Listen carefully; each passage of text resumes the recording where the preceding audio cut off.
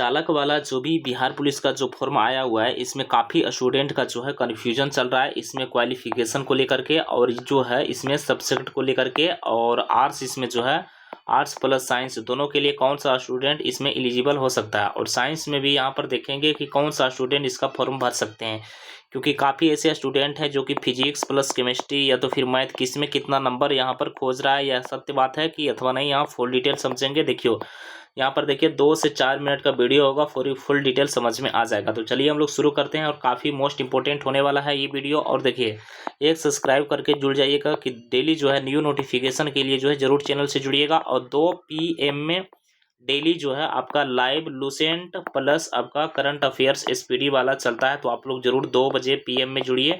तो सब्सक्राइब करके जुड़िएगा, तभी आपको नोटिफिकेशन आपके पास जाएगा। ठीक है, तो चलिए अब हम लोग शुरू करते हैं, समझेंगे धीरे धीरे से। देखिए केंद्रीय चयन पार्षद सिपाही भर्ती बिहार सरकार के देखिए CSBC ये नोटिफिकेशन जो है जारी किया था।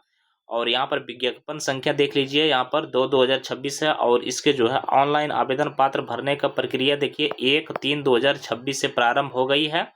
और यहाँ पर ऑनलाइन आवेदन पात्र करने का अंतिम तिथि भी दे दिया है कि 31/3/2026 दे दिया गया है। अब देखिए कौन कौन सा स्टूडेंट इसमें एलिजिबल हो सकता है और फॉर्म भर सकता है। तो चलिए हम लोग शुरू करते हैं। सबसे पहले यहाँ पर देख लीजिए फॉर्म को लेकर के, ठीक है। फॉर्म की अगर हम बात करते हैं तो फॉर्म यहाँ पर देख लीजिए टोटल कितना फॉर्म दिया गया है और किस किस पदों में जो है कितना पोस्ट है। तो रिक्त पदों की बात करते हैं तो यहाँ 993 पोस्ट है, यानी काफ़ी अच्छी पोस्ट है।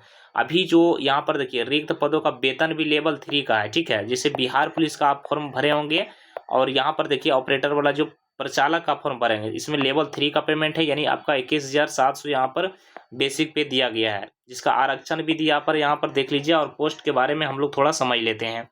देखिए जनरल की बात करते हैं तो यहाँ पर पदों की संख्या 408 दिया गया है। और EWS की बात करते हैं तो 99 पोस्ट है। और SC की बात करते हैं तो 157 पोस्ट है। और ST की बात करते हैं तो 10 पोस्ट है। और EBC की बात करते हैं तो 175 पोस्ट है। और BC की बात करते हैं तो 113 पोस्ट है।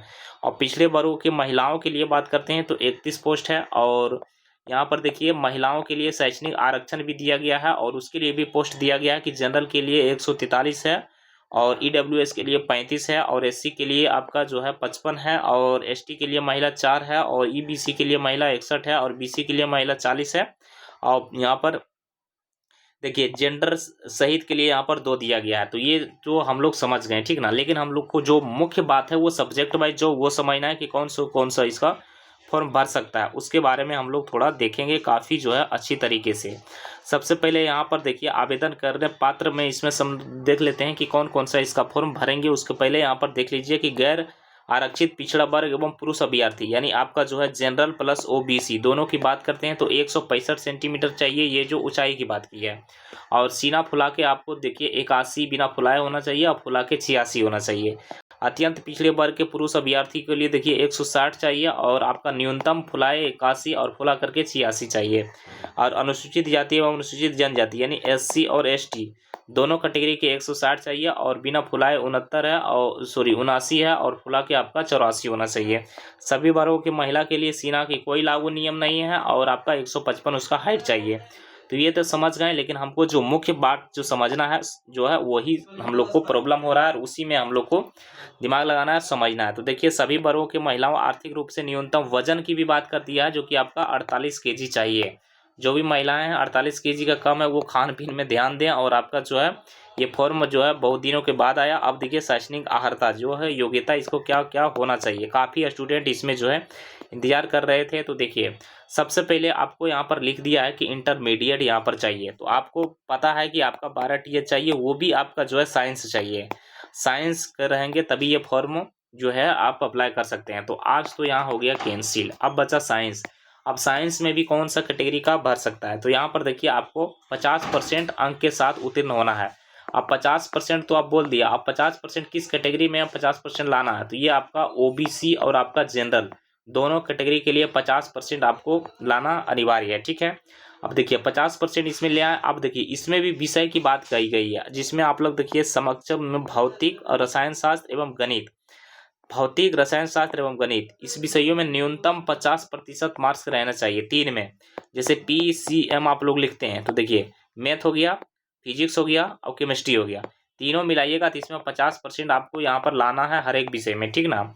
और उसके बाद अनुसूचित जाति अनुसूचित जनजाति आरक्षण के लिए आपका 45 यानी आपका 45% लाना है किसमें, यानी PCM। यही हो गया कि फिजिक्स केमिस्ट्री और मैथ, ये तीनों मिला करके जो है 50% नहीं 45% लाना है इसको SC ST को, और OBC और उसके बाद जनरल, ये मिला दीजिएगा तो इसमें आपका जो है 50% लाना पड़ेगा, ठीक ना।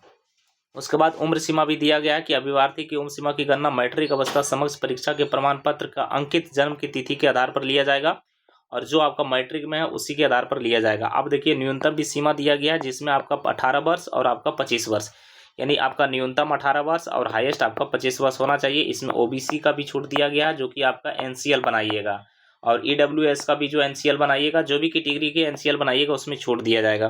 पिछड़े वर्ग की कोटि अत्यंत पिछड़े वर्ग की कोटि के महिलाओं के लिए 18 वर्ष और अधिकतम 28 वर्ष दिया गया है। अनुसूचित जाति अनुसूचित जनजाति के लिए यहाँ पर देखिए, या तो फिर आपका ट्रांसजेंडर के लिए आपका 18 वर्ष से आपका 30 वर्ष दिया गया था। ये आपका फुली नोटिफिकेशन था जो कि हम लोग को समझना है। अब आरक्षण लेना है तो आपको NCL बनाना पड़ेगा, ठीक ना। अब बिना NCL के आप आरक्षण नहीं ले सकते हैं, ठीक ना। तो ये चीज़ समझ गए। और उसके बाद इसका नीचे आइएगा तो यहाँ पर देख लीजिए सिलेक्शन प्रोसेस है, उसके बाद यहाँ पर कोड दिया गया है, और ये जो है अनुसूचित जाति के लिए कोड है। तो ये सब आप लोग देख लीजिए। चयन प्रक्रिया के अनुसार हम लोग देख लेते हैं। तो सबसे पहले आपका लिखित परीक्षा होगा प्रथम चरण में। आप प्रथम चरण में देखिए यहाँ पर लिखित परीक्षा होगा प्रथम चरण में दे दिया गया है, जिसमें आपका आवेदन पात्र होगा, जिसमें आपका 100 नंबर पूछा जाएगा, ठीक ना। ये चीज़ आपका यहाँ पर देख लीजिए। और इसके बाद जो है यहाँ लिख दिया है कि लिखित परीक्षा में 30% से कम प्राप्त करने वाले अभ्यर्थी को शारीरिक दक्षता के लिए असफल घोषित कर दिया जाएगा। द्वितीय में आपका जो है शारीरिक दक्षता होगा यानी PT होगा। तो ये प्रक्रिया था। तो जो भी कैंडिडेट इसका जो है तैयारी करना चाहते हैं, और देखिए सभी कोटि पुरुष के अभ्यर्थी के लिए 1 बेल यानी 1.16 किलोमीटर अधिकतम 6 मिनट में दौड़ना है, ठीक ना। उसके बाद सभी कोटि महिलाओं के लिए देखिए 1 किलोमीटर अधिकतम 6 मिनट में दौड़ना है। ये इसका जो है फिजिकल वाला जो है रनिंग वाला था, ठीक ना। ऊंची कूद की बात कर लेते हैं। तो देखिए सभी कोटि के पुरुष अभ्यर्थी के लिए ऊंची कूद देखिए यहाँ पर 16 पाउंड यहाँ पर दिया है जो है। उसके बाद देखिए ऊंचाई 3 फीट 6 इंच 15 फीट किसके लिए है, सभी कोटि महिलाओं के लिए अभ्यर्थियों के लिए देखिए ऊंची कूद दिया गया है 2 फीट 6 इंच, और सभी अभ्यर्थियों के लिए गोला फेंक 12 पाउंड दिया है जो कि 8 फीट।